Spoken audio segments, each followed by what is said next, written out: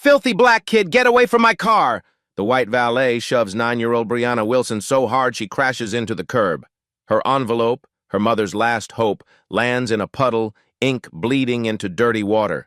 You people think you can touch a $300,000 car? Go back to the welfare office where you belong. Inside Whitmore Tower, CEO Jonathan Whitmore settles into his Bentley's leather seat. The door shuts with a whisper. Silence. Privacy. Control. He's scrolling through emails when a shadow falls across his tinted window. A black child stands outside in the rain, trembling. Soaked clothes, worn shoes. She presses the ruined envelope against his bulletproof glass, her small hand shaking. Their eyes meet through the barrier. She mouths something, one word he can't hear but can read on her desperate lips. His hand freezes on his phone. What happens next will expose a conspiracy that stole millions from 87 families. It starts with one impossible choice. The word she mouths is simple: help. Jonathan Whitmore stares at the child through bulletproof glass. Rain streams down her face, or maybe tears, he can't tell. The envelope in her hand is dissolving. He should tell his driver to go. He's late. The fundraiser starts in 40 minutes. But something about her eyes... His finger moves to the intercom button. Marcus, lower my window, just a crack. Sir, I don't think... Do it. The glass slides down 2 inches. Cold November air rushes in, the smell of rain and exhaust. The girl's voice is small but steady. Sir, they rejected my mom's grant application from your company, the Second Chance Initiative, but she qualified. I checked. Someone changed the dates. Jonathan's throat tightens. What's your name? Brianna Wilson, and I need you to read this, please. She pushes the soggy envelope through the gap. He takes it. Jonathan tells his driver to wait. He could open this envelope later. He could have his assistant handle it Monday morning. He could do a dozen things that don't involve sitting in a Bentley reading a rejected grant application while a 9-year-old girl stands in the rain. But he opens it anyway. The paper is wet, but he can still read it. Emily Wilson, age 37, former kindergarten teacher, Army veteran, medical discharge due to multiple sclerosis. Applied for housing assistance through Whitmore Industries' Second Chance Initiative, a program Jonathan personally launched 2 years ago with great fanfare and a press conference. Status, denied. Reason, incomplete application, submission date missed deadline. But there's something wrong. The date stamp looks off. The ink is slightly different. Someone wrote over the original date. Brianna, he says through the gap in the window. Who gave you this letter? A lady at your office? 10th floor? She was wearing a watch like yours? Brianna's voice doesn't waver. She said the fund ran out of money. But that doesn't make sense because I saw the article last month that said the program still had $2 million. Jonathan blinks. This child reads budget reports? How old are you? 9. I'll be 10 in February. And you handle your mother's paperwork? Someone has to... No self-pity in her voice, just fact. Mom can't always think straight when her medication makes her fuzzy, so I keep the bills organized, I make the calls. I filled out that application 3 times to make sure it was perfect. Jonathan looks at the paper again, at the altered date, at the precise handwriting in the rejection notes. Brianna, do you trust me? She considers this. I don't know you. Fair answer. He almost smiles. But I'm going to do something that might seem strange. I'm going to drive you home. I want to talk to your mother. And I want to see this application for myself, the original one you submitted. You're not going to call the police on me for bothering you? His chest tightens. No, I'm not. Okay. She steps back from the car. But I need to get my backpack from the bus stop first. 5 minutes later, Brianna Wilson sits in the back of a Bentley for the first time in her life. She doesn't touch anything. Her hands stay folded in her lap, gripping her wet backpack. Jonathan has given her his jacket, but she's still shivering. Marcus, the driver, keeps glancing in the rearview mirror like Jonathan has lost his mind. Maybe he has. Where do you live? Jonathan asks. South Side, near 87th and Cottage Grove. A 40-minute drive from downtown, through neighborhoods that get progressively less shiny. Past boarded-up storefronts and chain-link fences, past buildings with broken windows and yards with winter-dead grass. Jonathan doesn't say much. He just watches Brianna watch the city change around them. You do this every day? He finally asks. Come downtown to ask for help? Not every day, Just when I can. After school. How many people did you ask today? She counts on her fingers. 7. Before you. And they all said no? Most of them didn't let me finish talking. The security guard at the first building called me a... She stops. He wasn't nice. Jonathan feels something hot and sharp in his chest. I'm sorry. It's okay. You get used to it. You shouldn't have to. Brianna shrugs. It's the shrug of someone much older than 9. Someone who's learned that fairness is a word adults use but don't mean. The Bentley pulls up to a low-rise apartment building, faded brick, bars on the ground floor windows. A man sits on the front steps smoking, watching them with suspicious eyes. Through the window of the first-floor unit, Jonathan can see medical equipment, an oxygen tank, a wheelchair, dim lighting. Everything is organized but worn, the poverty of people who are trying their best with nothing. Brianna opens the car door. Thank you for the ride, Mr. Whitmore. Wait. Jonathan pulls out his phone. Give me your number. I'm going to look into this, I promise. She recites it carefully. He types it in. Brianna, he says as she climbs out, you said 7 people turned you down today. Why did you keep trying? She looks at him with those 2 old eyes. Because number 8 might say yes. She closes the door and walks into the building, backpack bouncing against her small shoulders. Jonathan sits in silence. Then he texts his assistant Rachel. Pull every second chance initiative file from the past 6 months, especially rejections. I want them on my desk tonight. Marcus catches his eye in the mirror. Sir, the fundraiser, cancel it. Sir, cancel it. We have work to do. 6:15 a.m. The next morning. Brianna's alarm doesn't make sound anymore. The speaker broke 2 months ago, but the vibration is enough. She opens her eyes in the gray pre-dawn light filtering through thin curtains. The apartment is cold. The heat doesn't come on until 7. She slides out from under 2 blankets and a coat, her breath visible in the air. Her feet find her sneakers. She sleeps in socks because the floor is always freezing. First, check on Mom. She tiptoes to the other room. Emily Wilson is asleep, her breathing steady. The oxygen machine hums quietly in the corner. Brianna checks the settings, still good for another 4 hours, then checks the medication chart on the wall. 8 a.m. prednisone, 10 a.m. baclofen, noon, gabapentin. She's been managing this schedule since she was 7. In the kitchen, Brianna opens the fridge. Half a carton of eggs, bread, milk that expires tomorrow, strawberry jam. She does the math in her head. 3 meals today, 2 tomorrow, then she needs to go to the food pantry again. She makes 2 pieces of toast, eats 1, wraps the other in a napkin for lunch. Her mother appears in the doorway, leaning heavily on her walker. Baby, you should eat both. I'm not that hungry, Mom, promise. Emily Wilson knows her daughter is lying. But what can she say? That she's sorry, that she wishes things were different. They've had this conversation 100 times. Instead, she lowers herself into the kitchen chair with a soft groan. Did that man really take you home yesterday, the CEO? Yeah, he said he'd look into it. Brianna. Emily's voice cracks. Baby, you can't keep doing this. Going downtown, asking strangers for help. It's not safe, and it's not your job to fix this. Then whose job is it? Emily has no answer. Brianna rinses her plate, checks the time. I gotta go. Miss Rodriguez said if I'm late again, she's calling. She stops. She was going to say calling home, but they both know what that means. Social services. Questions about whether Emily can still care for her daughter, the thing they both fear most. I'll be on time, Brianna says quickly. Love you. She grabs her backpack, still damp from yesterday, and leaves before her mother can argue. Jefferson Elementary, 8:48 a.m. Miss Rodriguez is erasing the board when Brianna slips into the classroom. Not late, but close. Brianna, come here, please. Her heart sinks, but Miss Rodriguez just hands her a brown paper bag. I packed extra lunch today. Thought you might want it. Inside, a sandwich, an apple, juice box, chips.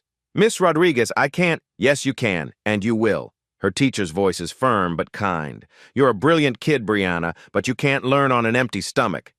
Brianna's throat tightens. She nods, unable to speak. Math class starts.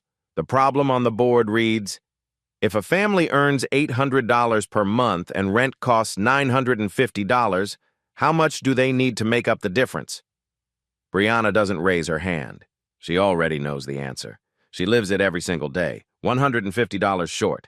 That's the number that keeps her mom up at night. That's the number that means choosing between electricity and medicine.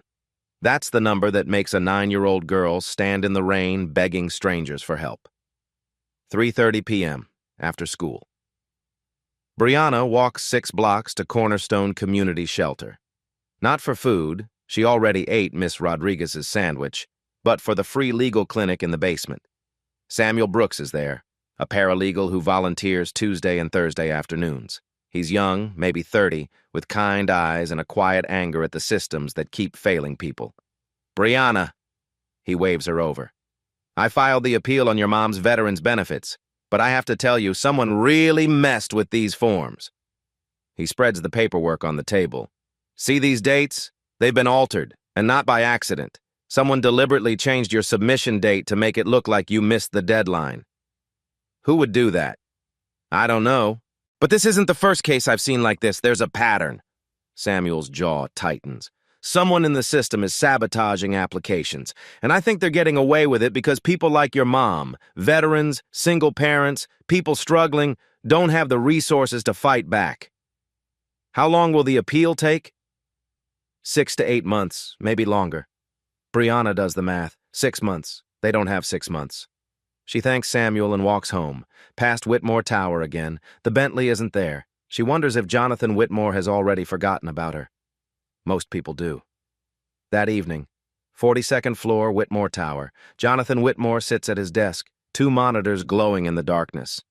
His assistant Rachel Stevens left an hour ago, but the files she pulled are still here. Stacks of them. 87 rejection letters from the Second Chance Initiative, all from the past 6 months. He opens the first one. Maria Rodriguez, single mother, denied. Incomplete documentation. Second file, James Anderson, veteran, denied. Missed submission deadline. 3rd, 4th, 5th. A pattern emerges like a slow-motion car crash. 60% of applications from veterans or single-parent households rejected. The previous year, 15% rejection rate. Jonathan pulls up the program's charter, the one he signed 2 years ago at that press conference, surrounded by cameras and smiling board members. Full discretion over allocation decisions granted to the VP of Operations and Initiative Committee Chair, Margaret Hartwell. He reaches for his phone, then stops. Margaret has been with him for 12 years, loyal, competent. She built half the systems that keep this company running. But Brianna's words echo in his head. The lady was wearing a watch like yours. Jonathan looks at his Patek Philippe. $40,000. Margaret wears the same model. He gave it to her as a bonus 3 years ago. He dials her extension. Margaret, my office, now. 10 minutes later, she arrives. Perfectly composed in a charcoal suit, her hair in its usual neat bun. She's carrying a tablet. Jonathan, working late? Sit down. Something in his tone makes her pause, but she sits. Is everything all right? Tell me about the Second Chance Initiative. Of course. We've distributed over $1.2 million this year. 43 families served. The program is performing. Why was Emily Wilson rejected? Margaret doesn't miss a beat. Wilson, let me check. She taps her tablet. Incomplete application. She missed the submission deadline by 6 days. Show me. She turns the tablet around. The documentation looks pristine. Official, every box checked. Margaret, I met her daughter yesterday, a 9-year-old girl who told me she submitted that application 3 times to make sure it was perfect. She said someone changed the dates. Jonathan? Margaret's voice is patient, almost maternal. I know you have a big heart, but these people, they make mistakes and then they blame the system. It's easier than taking responsibility. These people? Applicants, I didn't mean... She regroups smoothly. What I mean is, we have protocols, standards. If I let one incomplete application through, where does it end? The whole program loses integrity. How much are we paying you, Margaret? The question catches her off guard. My compensation is $340,000 base salary, plus bonuses, plus stock options. Jonathan leans forward. The Second Chance Initiative has a budget of $2.8 million annually. You chair the committee with full discretion, no oversight. You're the one who signed that charter, Jonathan. I know, that was my mistake. Silence stretches between them like a chasm opening. Are you accusing me of something? Margaret's voice goes cold. I'm asking you to explain why 60% of vulnerable applicants are suddenly being rejected when the fund is fully capitalized. I'm protecting the program from fraud, from people gaming the system. I've been doing my job. She stands. And frankly, I'm offended that one conversation with a child has made you question 12 years of loyalty. She walks to the door, then pauses. That girl, Brianna Wilson, she came to this building yesterday, made a scene. Security had to remove her. Is that who you're taking advice from now? She didn't make a scene. She asked for help. She touched a $300,000 car and harassed our valet. She's 9 years old. She's a problem. Margaret opens the door. Think carefully about this, Jonathan. About what happens if you start investigating your own people based on the word of someone like her. The board won't like it. Your reputation won't survive it. She leaves. Jonathan sits alone in the dark office. Then he picks up his phone and calls an old friend. Thomas, it's Jonathan Whitmore. I need a forensic accountant, and I need you to keep it quiet. 48 hours later. Thomas Anderson, forensic accountant, old college roommate, and the most meticulous human Jonathan has ever met, sits across from him with a laptop and 3 folders. You're not going to like this, Thomas says. Show me. Thomas opens the first folder. The Second Chance Initiative has distributed $1.4 million in the past 18 months, but here's the problem. Those families never received the money. Jonathan's stomach drops. What? The payments are real. They're in the system, but they don't go to the applicants. Thomas pulls up a spreadsheet. They're routed through a consulting firm called Bridgepoint Strategies, LLC, supposedly for program administration and recipient vetting. Who owns Bridgepoint? One employee, Richard Hartwell. The name hits like a fist. Margaret's brother. Correct. The scheme is elegant, actually. Applications get approved on paper. Looks great for your annual reports. Money gets transferred to Bridgepoint for processing. Then it just stops. The applicants get rejection letters citing technicalities. The money disappears into Bridgepoint's accounts. How much? $1.4 million over 18 months. Could be more if this goes back further. Jonathan's hands shake. Margaret has been stealing from families who qualified for help. Not just stealing.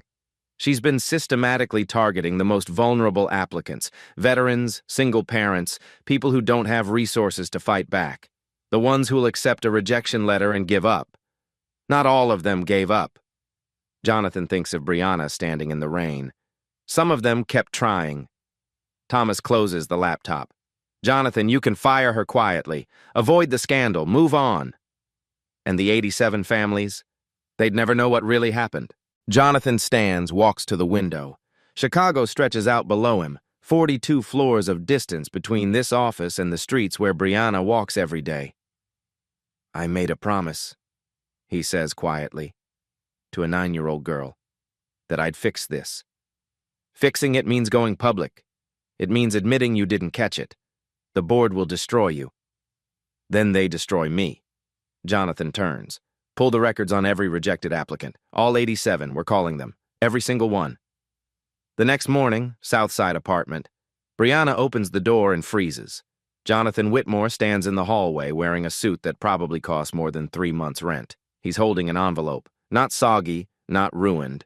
Crisp and white. Hi, Brianna. Mr. Whitmore. She glances behind her. Her mom is in the bathroom. What are you doing here? I came to keep my promise. Emily Wilson appears, leaning on her walker. Her eyes go wide. Oh my God, you're actually Mrs. Wilson, may I come in? They sit at the small kitchen table. Jonathan places the envelope between them. I had my team investigate your application. You were right, Brianna. Someone changed the dates. Someone in my company has been stealing from the Second Chance Initiative, from families like yours. Emily's hand flies to her mouth. Stealing? For 18 months, maybe longer. $1.4 million. 87 families denied help they qualified for. Jonathan opens the envelope. This is a check for $45,000. The full grant amount you qualified for, plus compensation for the year of hardship you endured because of our failure. The check sits on the table like something from another dimension. Emily starts crying. Not quiet tears, deep, shaking sobs that seem to come from somewhere ancient and exhausted. "Why?" she manages. "Why would you do this?" "Because you earned it. Because someone broke a promise I made when I started this program." Jonathan looks at Brianna. "And because your daughter wouldn't let me look away." Brianna stares at the check. $45,000. Electric bills paid, medication covered, rent for a year, food, heat, the things normal people don't think about but that have consumed her entire life. "What about the other families?" she asks. Emily looks at her daughter, stunned. "Baby, Mom, there are 86 other families. What about them?" Jonathan meets Brianna's eyes, sees himself reflected back, not the version that cuts ribbons at press conferences, but the version that should have been paying attention all along. "I'm going to fix it," he says. "All of it. I promise you." He stands to leave, but Brianna grabs his sleeve. "Mr. Whitmore, thank you. Thank you for listening." "Thank you," he says quietly, "for making me stop." Outside the apartment building, Jonathan's driver opens the Bentley door, but Jonathan pauses. A man with a camera is across the street, lens pointed directly at him. The flash goes off. Jonathan's phone buzzes. A text from Rachel. "Margaret's team just leaked a story. Says you're exploiting low-income families for PR. Photo of you leaving the South Side. Be prepared." He looks back at the apartment building. Through the window, he can see Emily holding the check, Brianna standing beside her. "Sir?" the driver prompts. "It's fine," Jonathan says. "Let them write what they want. We have work to do." But when he checks his phone an hour later, the headlines are already spreading. "Billionaire CEO visits low-income area. Publicity stunt or genuine concern. Whitmore Industries under fire. CEO accused of exploiting sympathetic story." Margaret's counteroffensive has begun, and Jonathan realizes doing the right thing is going to cost him everything. His phone rings. It's Clark Ashford, the board member with the most shares and the least conscience. "Jonathan, we need to talk about this PR disaster you've created. It's not a disaster, Clark, it's justice. It's a liability. The board is calling an emergency meeting tomorrow, 9 a.m. Fine, I'll be there." "Jonathan," Clark's voice drops. "Think very carefully about what you're doing. Margaret has allies, and you're making some very powerful people nervous." The line goes dead. Jonathan looks at his phone, at Thomas's forensic report, at the list of 87 names. Then he texts Brianna. "Keep fighting, we're not done yet." 3 dots appear. Then, "Thank you for keeping your promise." He closes his eyes. He's about to walk into a war. The board will fight him. Margaret will fight him. The media will crucify him. But for the first time in 20 years, Jonathan Whitmore knows exactly what side he's on. 2 weeks later, Brianna's apartment looks different. Not fancy, not transformed into something from a magazine, but lighter. There's food in the fridge, real food, not just eggs and bread. The heat is on. Emily's medications are lined up on the counter, all refilled. The overdue bills that used to cover the kitchen table are gone, replaced by a small vase with fresh flowers Emily bought herself because she could. Brianna has new sneakers. She picked them out herself at the store, red high tops with white laces. They don't have holes. They fit. After school, she goes to the art program at the community center. She never had time before. There was always another office to visit, another person to ask, another rejection to absorb. But now, she has 2 hours every Tuesday and Thursday to just be 9. Today, she's drawing. Miss Rodriguez, who volunteers at the center, leans over her shoulder. "That's beautiful, Brianna. What is it?" "It's Mr. Whitmore's car, but I gave it wings." "Why wings?" Brianna thinks about this. "Because it took me somewhere I couldn't get to by myself, like flying." Miss Rodriguez's eyes get shiny, but she just squeezes Brianna's shoulder and moves on. That night, Emily cooks dinner. Not much, just pasta and vegetables, but she cooked it standing up, without needing to rest every 5 minutes. Her MS is better when stress is lower, better when she's not choosing between medicine and rent. They eat together at the table. "Mom," Brianna says, "the library at school needs volunteers. Miss Rodriguez said you could do it. Just a few hours a week." Emily's face lights up. "Really?" "Yeah. She said you could read to the kindergartners, like you used to." For the first time in 2 years, Emily Wilson feels like something other than a burden. Like maybe she has something left to give. "I'd love that," she whispers. Later, Brianna texts Jonathan, "Thank you for keeping your promise." He texts back, "Thank you for stopping me at my car." Brianna tapes her drawing, the Bentley with wings, to the refrigerator. For the first time in her life, she goes to bed not worrying about tomorrow. The boardroom. Next morning. 9 a.m. 9 board members sit around the mahogany table. Jonathan stands at the head with Thomas Anderson's forensic report projected on the screen behind him. He expected resistance. He didn't expect coordinated warfare. Gentlemen, ladies, I've discovered systematic fraud within the Second Chance Initiative. Over $1.4 million diverted through a shell company owned by Jonathan. Clark Ashford's voice cuts through like a blade. We've all read your report, and frankly, we're more concerned about the liability you've created than the allegations you're making. Liability? Jonathan's jaw tightens. 87 families were denied aid they qualified for. That's not liability, that's theft. Board member Patricia Hill leans forward. It's your word against a 12-year executive's, based on a forensic audit you commissioned without board authorization. Do you understand how this looks? It looks like I'm doing my job. It looks like you met a sympathetic child and made emotional decisions that could expose this company to lawsuits, regulatory scrutiny, and reputational damage. Clark slides a folder across the table. We've had 3 law firms review this situation. The consensus is clear. Quiet settlement, confidentiality agreements, move forward.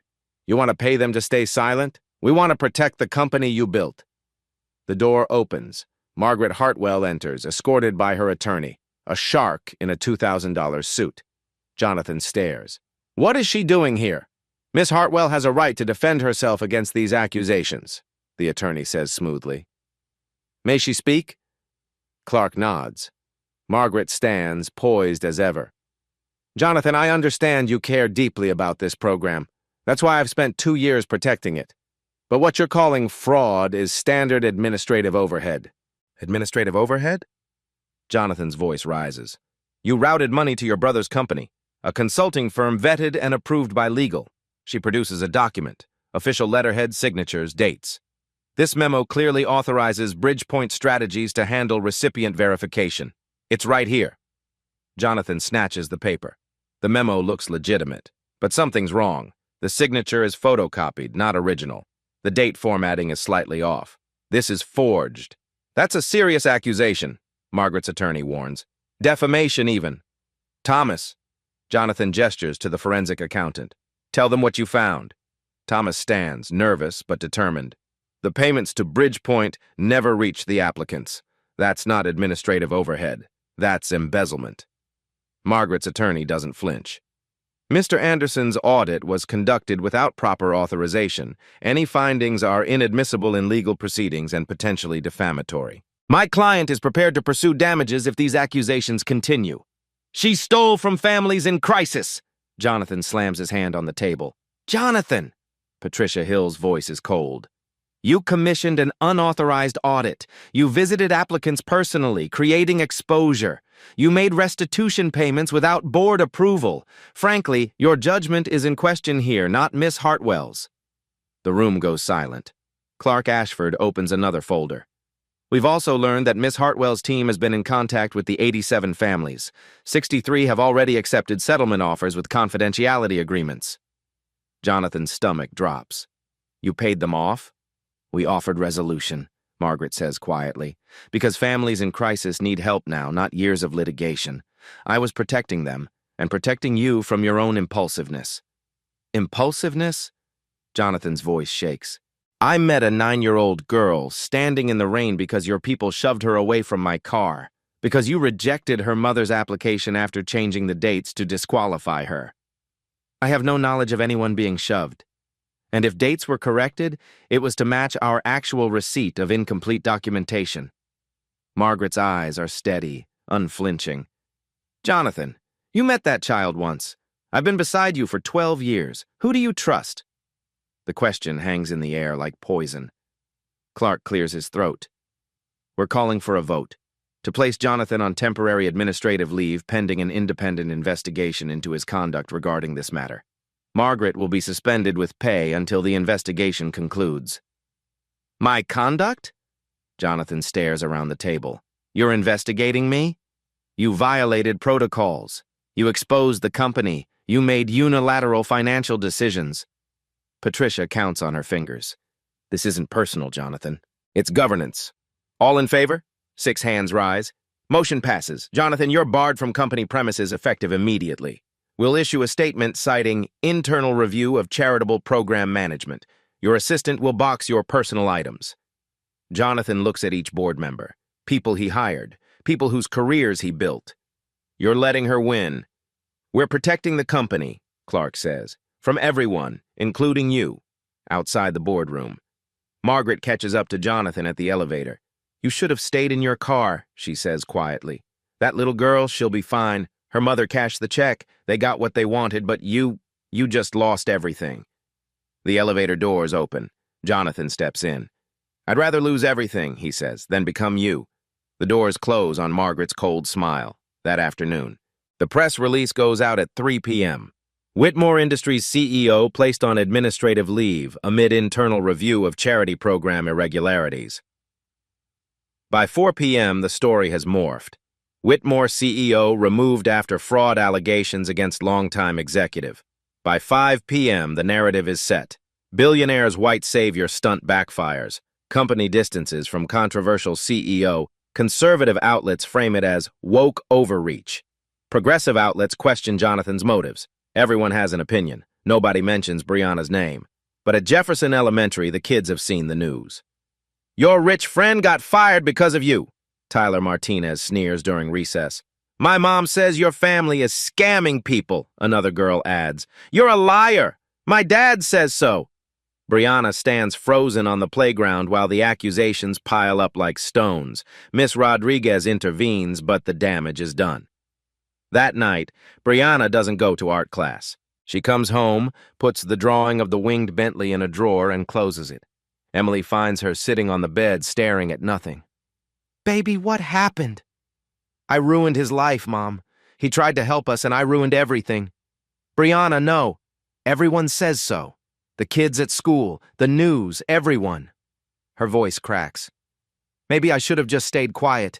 Maybe I should have just given up. Emily pulls her daughter close. Don't you dare. Don't you ever think that asking for help was wrong. But Brianna doesn't believe her. Because right now it feels like the worst mistake she ever made. 3 days later, Jonathan Whitmore sits in a coffee shop on the south side.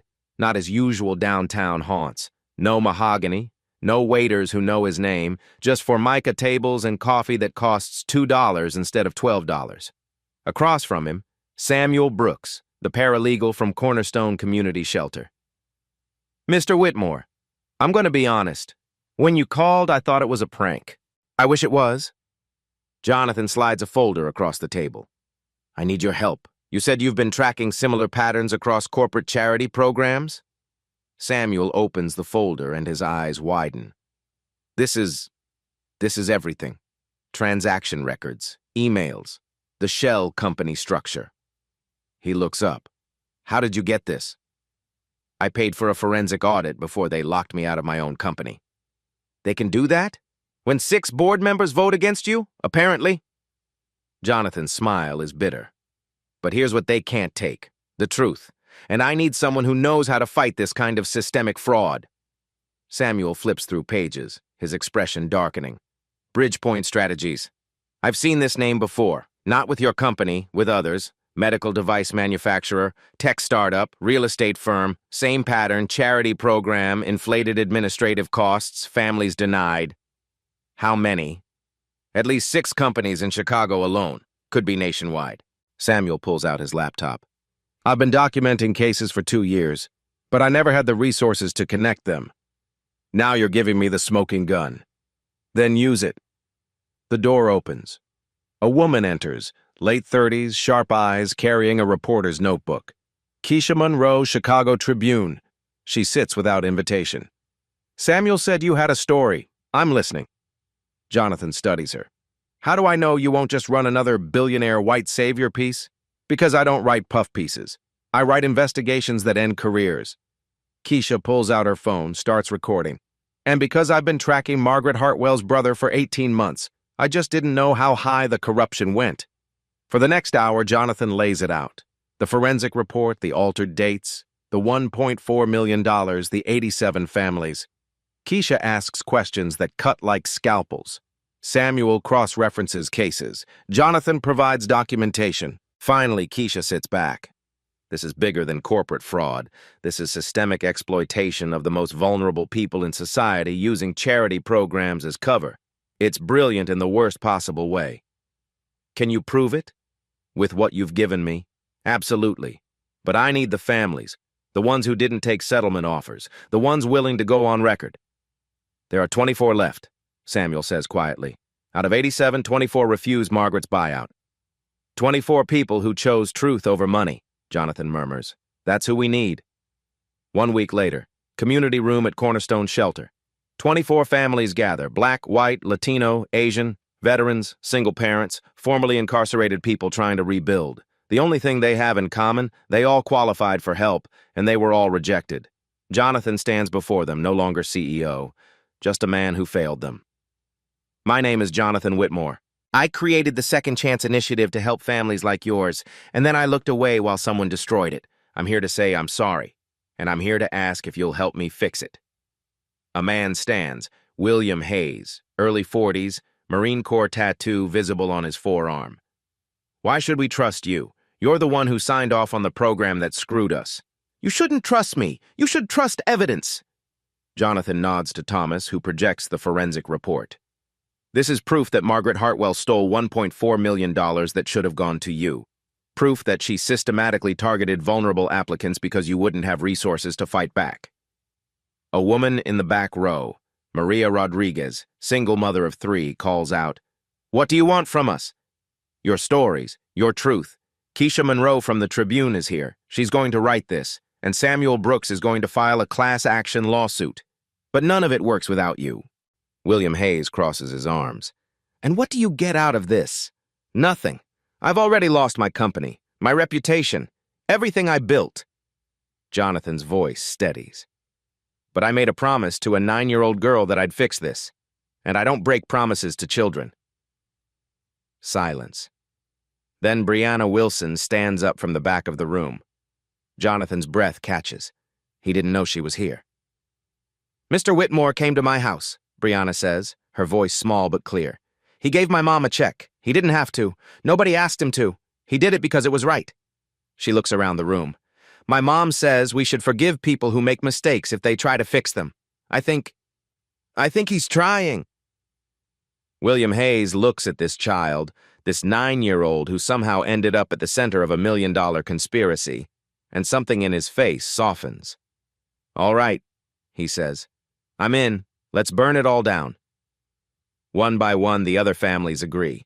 24 people who refuse to be silenced. 24 people who chose justice over settlement money. 24 people who just became Jonathan Whitmore's army. 2 weeks later, the headline drops at 6 a.m. The Charity Con, How Corporate Good Deeds Became a Family Business, by Keisha Monroe, Chicago Tribune. The article is devastating. 3,500 words of forensic precision, transaction records, testimonies from the 24 families, expert analysis from Samuel Brooks. And at the center, Margaret Hartwell and her brother Richard, running a charity scam across 6 companies in 3 states. By 8 a.m., the story is trending nationwide. By 9 a.m., the FBI field office in Chicago has opened an investigation into wire fraud. By 10 a.m., Margaret Hartwell's attorney is on every news channel calling it a witch hunt orchestrated by a disgraced CEO. But the narrative has shifted. This isn't about Jonathan Whitmore anymore. It's about 87 families. 24 voices, proof that can't be spun away. 11:30 a.m., Whitmore Industries boardroom. Clark Ashford's phone hasn't stopped ringing. Shareholders, attorneys, regulatory agencies, the press. Patricia Hill throws the Tribune on the table. "This is a catastrophe. We need to get ahead of this," another board member says. "Distance ourselves from Margaret immediately." Too late for that. Clark's jaw tightens. 3 board members have already resigned this morning. The SEC is asking questions, and Jonathan Whitmore just became a folk hero. Patricia picks up her phone. "Get me Jonathan, now." 12:15 p.m. Jonathan's apartment. His phone rings. Unknown number. He almost doesn't answer. Jonathan Whitmore. "It's Clark. The board would like you to return. Immediately. We made a mistake." Jonathan sits in silence for a long moment. "You didn't make a mistake, Clark. You made a choice. You chose Margaret over justice. You chose protecting the company over protecting the people we were supposed to help. We're prepared to reinstate you with full authority. Margaret will be terminated. We'll make this right. No, I'll make it right, and you'll stay out of my way. He hangs up. 2 days later, Chicago City Council, public hearing on corporate accountability and charitable programs. The chamber is packed. Press cameras line the back wall. The 24 families sit in the front rows. Brianna Wilson sits beside her mother wearing her red high tops and a dress Miss Rodriguez helped her pick out. Council member James Richardson bangs the gavel. We'll now hear testimony regarding allegations of fraud in corporate-sponsored assistance programs. First witness, William Hayes. William stands, former Marine, 43 years old, father of 2. My name is William Hayes. I served 2 tours in Afghanistan, got injured, came home, tried to rebuild. I applied for housing assistance through Whitmore Industries' Second Chance initiative. I qualified. I did everything right. His voice hardens. Then I got a rejection letter saying I didn't qualify because of my background, my criminal background, except I don't have one, not even a parking ticket. He holds up the letter. This lie went to my kids' school, to my apartment manager, to my family, made me look like a failure, made me look like a liar to my own children. His voice cracks. My daughter, she's 7. She asked me why the nice company people said I was bad. I had no answer. I still don't. The chamber is silent. One by one, the families testify. Maria Rodriguez. They told me I missed the deadline. I have the certified mail receipt proving I didn't. James Turner. They said my paperwork was incomplete. I submitted it 3 times. Lisa Washington. They told me the fund ran out, but the company's annual report said it was fully funded. Each story is a small devastation. Each voice adds weight. Then Emily Wilson's name is called. Brianna helps her mother to the witness stand. Emily grips the wheelchair armrests, her hands shaking. Not from MS this time, but from rage finally given permission to exist. My name is Emily Wilson. I'm a kindergarten teacher, or I was, before multiple sclerosis made it impossible to stand for 6 hours a day, before medical bills made it impossible to keep my apartment, before the system I trusted told me I didn't qualify for help I'd earned. She looks directly at the council members. I taught children to trust institutions, to believe that if they worked hard and followed the rules, the system would be fair. Then institutions taught my daughter not to trust adults, taught her that asking for help makes you a target, taught her that being poor and black means you don't matter. Emily's voice strengthens. But my daughter didn't stop asking, and one man, just one, stopped long enough to listen. That's all it took. One person willing to see past the glass. She pauses. I'm here because Margaret Hartwell stole money from my family, but I'm also here because we can't let this be normal. We can't let corporations pretend to care while they profit from our desperation. The chamber erupts in applause. 1:45 p.m., Jonathan's testimony. Jonathan Whitmore takes the stand, not as CEO, but as witness. I built the Second Chance initiative with good intentions, and then I made a fatal mistake. I walked away. I trusted structure over people. I trusted paperwork over humanity. I signed a charter giving one person unchecked power, and I didn't look back. He glances at Brianna in the front row. Until a 9-year-old girl stood in the rain and made me look. He turns to the council. Here's what I've learned. Opportunity isn't charity. It's debt we owe. These families didn't need saving. They needed access. They needed the system to work the way we promised it would. And when it didn't, they needed someone with power to care enough to fix it. He pulls out a document. I'm announcing a personal restitution fund of $5 million, separate from company resources, to compensate all 87 families for damages, legal fees, and the year of hardship they endured because I failed in my oversight. Gasps ripple through the chamber. I'm also proposing new legislation requiring independent audits of all corporate charitable programs, public reporting, recipient advisory boards, no more unchecked discretion, no more opportunities for people like Margaret Hartwell to exploit the vulnerable. He sits down. Councilmember Richardson nods slowly. This council will take Mr. Whitmore's proposals under advisement, but first, we have one more witness, Miss Brianna Wilson. Brianna's eyes go wide. She wasn't on the witness list. Emily squeezes her hand. You don't have to, baby. But Brianna stands, walks to the microphone. A 9-year-old girl in red sneakers facing a room full of adults and cameras. My name is Brianna Wilson. I'm 9 years old. I live on the South Side. And I just want to say... She pauses, looks at Jonathan, at her mother, at the 24 families. My mom says forgiveness is important, so I forgive Mr. Whitmore for not watching his program close enough. But I also want companies to know kids are watching. We see when you lie. We see when you pretend to care but really don't. We see everything. Her voice gets stronger. And someday we're going to be the grown-ups, so you better start being honest now. The chamber explodes. Not polite applause, a standing ovation that lasts 3 full minutes. Jonathan wipes his eyes. So does Samuel. So does Keisha. Even some of the council members are crying. 3 days later, FBI field office. Margaret Hartwell and her brother Richard are arrested on federal wire fraud charges.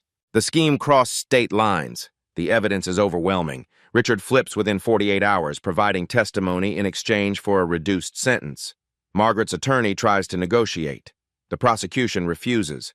Television cameras capture her being led out of Whitmore Tower in handcuffs, the same building where Brianna was shoved away from a car 8 weeks ago. The symmetry is almost poetic. 1 week later, emergency shareholder meeting. Jonathan Whitmore is reinstated as CEO with a unanimous vote, but this time with new conditions. Asterisk quarterly independent audits of all charitable programs, asterisk recipient advisory board with paid positions for program beneficiaries, asterisk community advocates on the board of directors. Samuel Brooks is appointed to the first community advocate seat. Salary, $85,000. Keisha Monroe is hired as Director of Accountability and Transparency. Salary, $140,000. Clark Ashford resigns, Patricia Hill resigns, 2 other board members follow. The company Jonathan built is being rebuilt, this time with the people it's supposed to serve inside the room where decisions are made. 6 months later, spring. Brianna Wilson stands outside Jefferson Elementary in her cap and gown, 5th grade graduation. The sun is warm. The sky is impossibly blue. Her mother sits in the front row of folding chairs wearing a new dress. Not designer, not expensive, but hers, bought with her own money from her new job as a curriculum consultant for veterans education programs, part-time, remote, flexible around her MS. The apartment is different now, not luxurious but stable, rent paid 6 months ahead, medications covered, a small savings account, Emily's first in 7 years. There's art on the walls, plants by the window, a coffee maker that works, normal things that used to be impossible. Brianna gives a short speech to her class, not about trauma or hardship, but about curiosity and courage, about asking questions even when people don't want to answer, about believing that the world can be better if someone is brave enough to demand it. In the back row, Jonathan Whitmore sits beside Rachel Stevens. He's quieter these days, more careful, more present. After the ceremony, Brianna introduces him to Miss Rodriguez. You know, Miss Rodriguez says, she never told anyone she talked to you that day. I only found out from the news. Jonathan smiles. That sounds like her. Miss Rodriguez lowers her voice. What you did, coming back, fighting for those families, my own brother was one of them, James Turner. You gave him his life back. He gave me mine, Jonathan says quietly. Later, in the parking lot, Emily pulls Jonathan aside. I don't know how to thank you. You don't have to. Yes, I do. You didn't just give us money. You gave us dignity. You proved that someone with power could actually care. Her eyes fill. Do you know what that means to people like us? Jonathan thinks about the Bentley, about the moment he almost drove away, about how close he came to being just another person who didn't stop. I'm the one who should be thanking you, and Brianna. She saved me from becoming someone I wouldn't recognize. Emily hugs him, brief, fierce, grateful. That evening, Jonathan exits Whitmore Tower. The Bentley is gone. He drives a Prius now, more practical, less performative. He's walking toward his car when a voice stops him. Excuse me, sir? He turns. A boy, maybe 10, Latino, nervous, holding a crumpled paper. My teacher said you help people. Can you help my abuela? She needs... Jonathan kneels down immediately, eye level, full attention. Tell me about her, he says. The boy's face floods with relief. Behind them, the tower looms, but Jonathan isn't looking at it. He's looking at the child in front of him. He's present. He's listening. He's finally doing what he should have been doing all along. The Prius can wait. The Second Chance Initiative has expanded to 12 cities across the United States, serving over 2,000 families. Margaret Hartwell was sentenced to 7 years in federal prison for wire fraud and conspiracy. Her brother Richard received 4 years. Emily Wilson now trains corporate leaders on authentic community partnership and serves on the recipient advisory board of 3 national charitable programs. Brianna Wilson is a sophomore at the University of Chicago studying public policy. She interns at Whitmore Industries every summer. Jonathan Whitmore retired as CEO in 2024 but remains on the board as Director of Social Impact. He drives a Prius now and answers every email from families seeking help. The 24 families who refuse settlement started a nonprofit called the 24 Project, advocating for corporate charity accountability.